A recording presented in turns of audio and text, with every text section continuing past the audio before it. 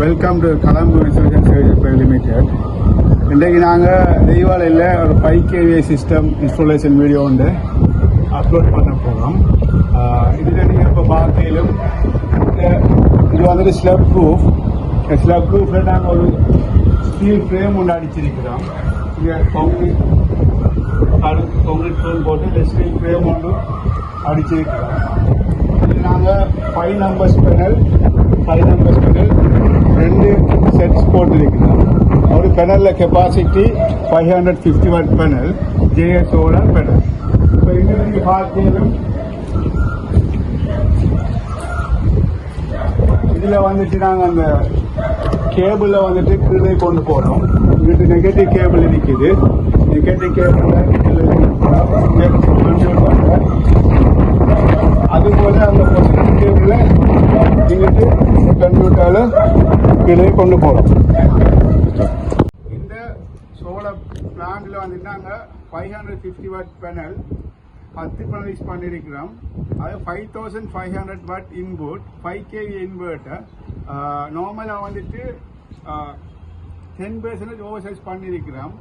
இலங்கை sustainable energy அத்தாரிட்டியால் recommend பண்ணப்பட்ட over sizing 10 to 20%.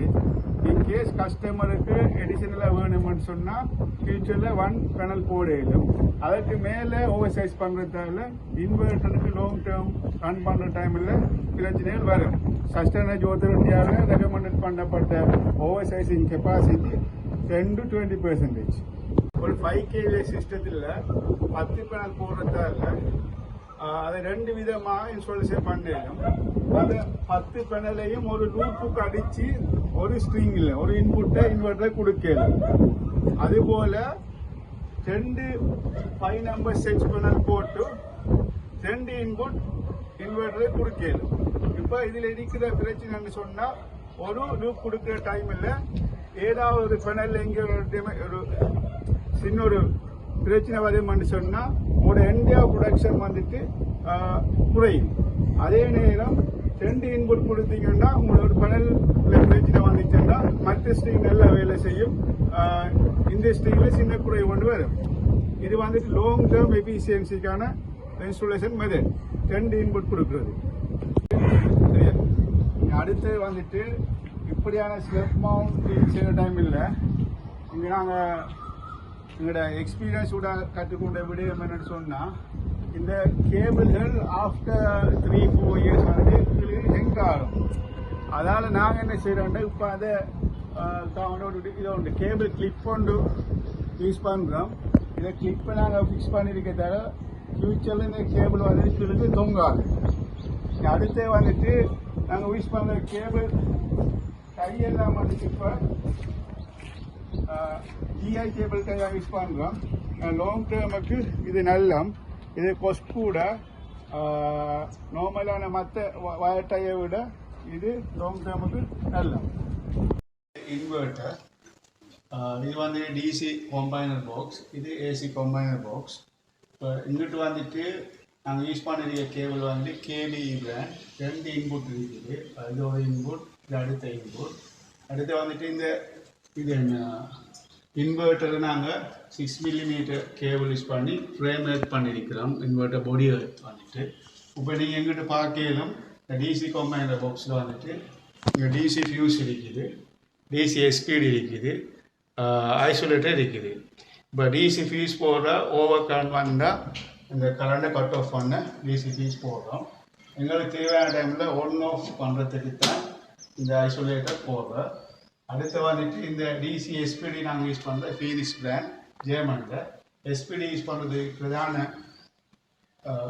காரணம் என்னென்னு சொன்னால், மின்னல் தாக்கங்களிலிருந்து எங்களோட சிஸ்டத்தை பாதுகாக்கிறது. இந்த எஸ்பிடி நீங்கள் உங்களோட சிஸ்டத்துக்கு சூஸ் பண்ணக்குள்ள நல்ல பிராண்டை சூஸ் பண்ணாட்டி மின்னல் தாக்கங்களில் எங்களோட சிஸ்டத்தை பாதுகாக்கிறது கஷ்டம். இப்போ இங்கே ஏசி கேபிளில் அவுட்புட் லைட் இந்த 1 mm பிவிசி கண்டூட் பாட்டியால் கீழுக்கு போகுது. இது மீட்டருக்கு போகும்.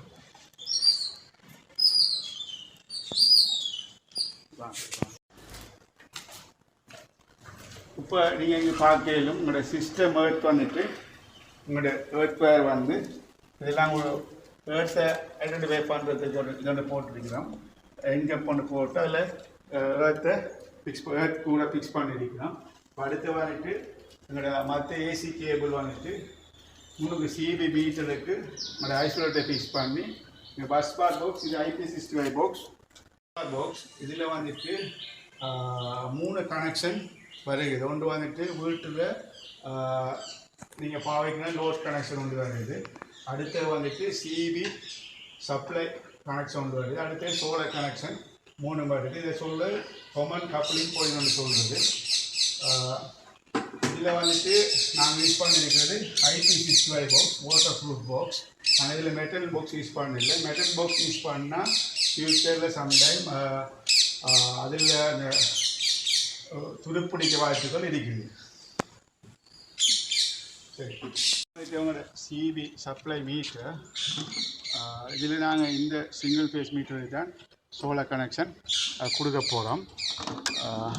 இது வந்துட்டு சிபியில் அவங்களுக்கு ஒன் ஆஃப் பண்ணுறதுக்கு நாங்கள் போட்டிருக்கிற ஐசோலேட்டர் பாக்ஸ். எமது நாட்டை பொறுத்தவரையில் 5KA சிஸ்டமானது ரஃப்லி 600லேருந்து 800 யூனிட்ஸ் வரையும் ஜெனரேட் பண்ணும். மழை டைமில் குறையும், நல்ல வெயில் காலங்களில் கூடும்.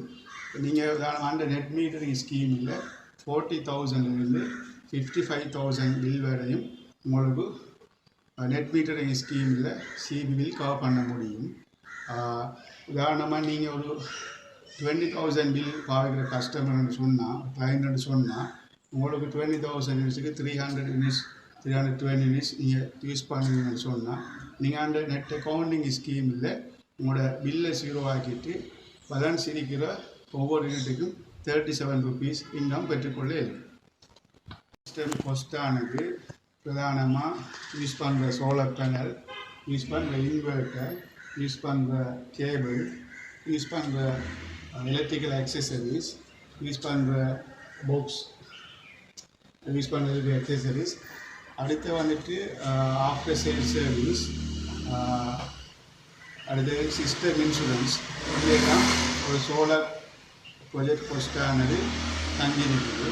அப்போ நீங்கள் ஆஸ் எ கிளைண்டாக வந்துட்டு ஒரு சிஸ்டத்தில் ப்ரைஸ் கம்பேர் பண்ணுற டைமில் நாங்கள் என்ன சொன்ன அனைத்து விஷயங்களையும் கம்பேர் பண்ண வேணும்.